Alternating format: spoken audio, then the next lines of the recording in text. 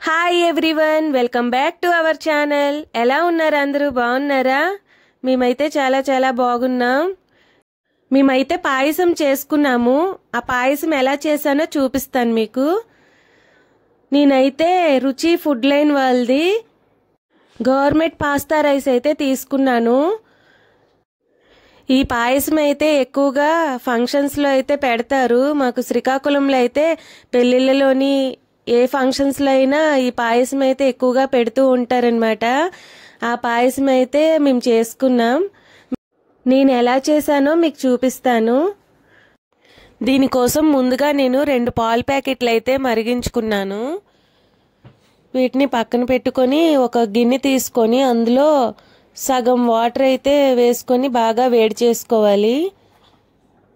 ఆ వాటర్లో కొంచెం నెయ్యి వేసుకొని వేడి చేసుకోవాలి.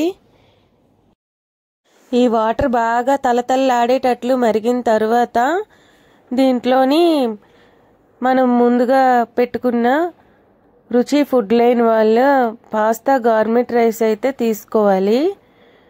ఆ రైస్ ప్యాకెట్ అంతా అందులో వేసేసుకోవాలన్నమాట. ఒక పక్క గరిటెతో తిప్పుతూ ఒక పక్క రైస్ అయితే వేసుకోవాలి. అలా నెమ్మదిగా వేస్తూ గరిటెతో కలుపుతూ ఉండాలి. ఇంకా చాలామంది అయితే పాలు వేడి చేసుకొని అందులోనే ఈ రైస్ వేసుకొని ఉడికించుకుంటారు కదా. కానీ దానికంటే కొంచెం వాటర్లో ఉడికించుకొని ఆ తర్వాత పాలు వేసుకుంటే ఇంకా బాగుంటుంది. దీన్ని అంతటినీ మనం అలా కలుపుతూ ఉండాలి. మధ్య మధ్యలో కలుపుతూ ఉంటే అది రైస్ ఉడికిందా లేదా చెక్ చేస్తూ ఉండాలి.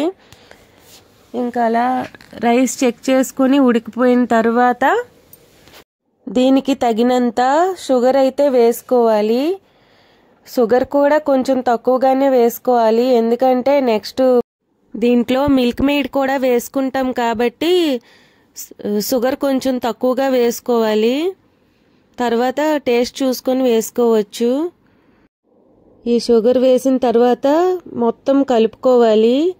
షుగర్ అంతా కరిగే వరకు కలుపుకొని అందులో మనం ముందుగా కాచి చల్లార్చుకున్న పాలైతే వేసుకోవాలి. చేసుకున్న క్వాంటిటీ ఎక్కువ కాబట్టి కొంచెం ఎక్కువ పాలే వేసుకోవాలి. ఎందుకంటే చల్లారిన తర్వాత బాగా దగ్గరికి అయిపోతుంది కాబట్టి కొంచెం ఎక్కువగానే వేసుకోవాలి పాలు.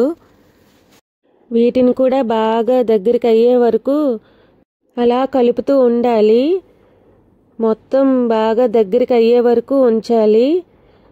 దాని తరువాత మనం ఎంటీఆర్ వాళ్ళది బాదం మిక్స్ అయితే అందులో వేసుకోవాలి.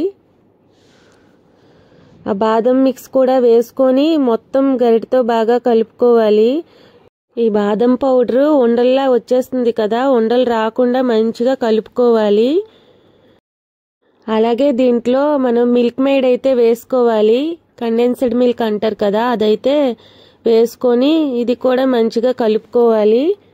అలాగే దీనిలో యాలకులు షుగర్ 2 కలిపి మిక్సీ చేసుకొని పెట్టుకున్న ఆ పౌడర్ అయితే వేసుకోవాలి. ఇంకా ఫైనల్గా నెయ్యిలోని డ్రై ఫ్రూట్స్ అవి ఫ్రై చేసుకొని వేసుకున్నాను. పాయసం అయితే రెడీ అయిపోయింది. డ్రై ఫ్రూట్స్ వేయడం అనేది క్లిప్పింగ్ మిస్ అయిపోయింది. అంతేనండి. ఈ పాయసము చాలా టేస్టీగా ఉంటుంది. ఇంకా అది చల్లారే కొలది కొంచెం దగ్గరగా అయిపోతుంది. ఈ వీడియో కనుక మీకు నచ్చినట్లయితే ప్లీజ్ లైక్ చేయండి, షేర్ చేయండి, కామెంట్ చేయండి, సబ్స్క్రైబ్ చేయడం మర్చిపోవద్దు. కొత్తగా ఎవరైనా చూసినట్లయితే ప్లీజ్ సబ్స్క్రైబ్ చేసుకోండి. Thanks for watching. బాయ్.